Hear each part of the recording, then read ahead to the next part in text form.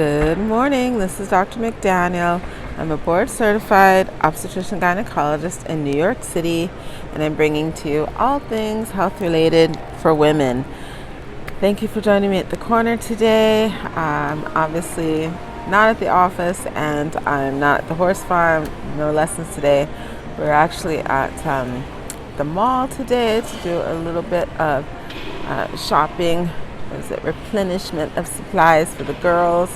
So we got here early because I thought they opened at 9. I never pay attention to that. And of course they open at 10. So we're hanging out. Only the Starbucks is the only place open. Starbucks is right behind me. Only the Starbucks is open today at I think they open at 8:30. And everything else opens at 10. So let's see. Last presentation I spoke about some indications as to why you may be told that you need a hysterectomy. And the biggest issue was to announce or inform or remind women that we do have in medicine, we have what we call standard of care. And for standard of care, we can't just willy-nilly perform a hysterectomy, which is removing the uterus with or without the other accoutrements, the fallopian tubes, or the ovaries, or the cervix. We can't just willy-nilly perform a hysterectomy just because someone decides she doesn't want a uterus anymore. We have to have a medically substantiated reason, or what we call indication for the surgery. And the American College of OB-GYN, Obstetrics Gynecology here in America, they're the ones who set what we call the standards of care. So if the reason or the indication for the hysterectomy does not comply to the standards of care, sorry, I still have my allergies, my eyes are weeping today, then we can't perform the hysterectomy. So the major indication for hysterectomy is going to be symptomatic uterine fibroids, for which someone wants definitive treatment. Definitive treatment is only a hysterectomy, not a medical treatment nor a myomectomy. So it'd be definitive treatment for symptomatic fibroid uterus. After that, it would be definitive treatment for symptomatic uterine prolapse, or even vaginal prolapses due to the bladder or the rectum, which we would call cystocele or rectocele.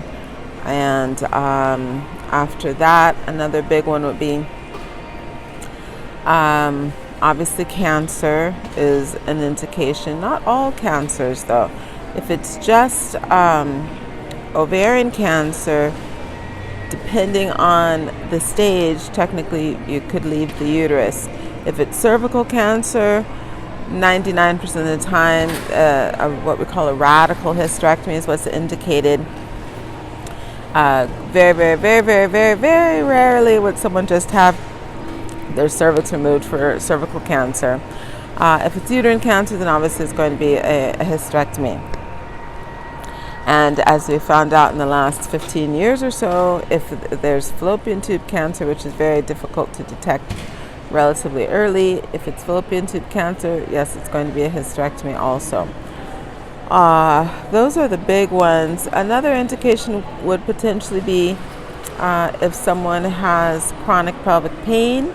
Chronic pelvic pain with endometriotic implants and scarring really would just be removal of the ovaries if someone wanted definitive management for chronic pelvic pain due to endometriosis. But if there's a lot of potentially scar tissue, or the ovaries are adhesed or matted to the uterus, then yes, someone could potentially get hysterectomy for that reason. And then adenomyosis. Adenomyosis is a glandular abnormality of the uterus, similar to fibroids, where fibroids are balls of uterine muscle, abnormal response to a normal environment. Adenomyosis are balls of uterine glandular tissue, microscopic changes, which are an abnormal response to a normal environment.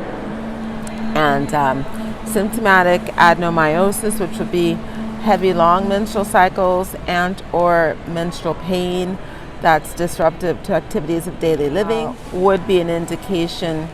Adenomyosis would be an indication for a hysterectomy. And let's see. That would pretty much be it. I mentioned the prolapse, chronic pelvic pain, adenomyosis, fibroids, cancer for sure, unless it's just ovarian cancer, very early stage. Yes, those would be all of the indications for a hysterectomy.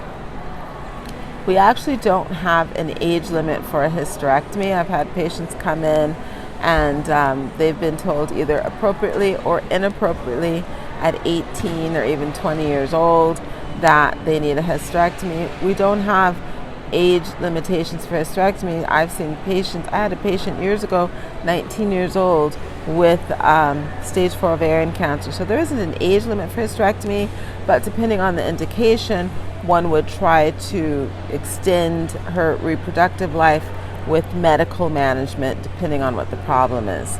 So this is going to be a quick one because I'm going to just finish the indications for hysterectomy right here, and then the next presentation I will start on the different modalities for performing said hysterectomy. Thank you for joining me today at the corner. This is Dr. McDaniel. Please hit the like, subscribe, follow buttons. Check out the Facebook page, GYN Corner, the YouTube channel, GYN Corner, and the podcast. We're on all of the different podcast options, Spotify, Google, all of the usual haunts for podcasts. Have a great rest of your day. Bye.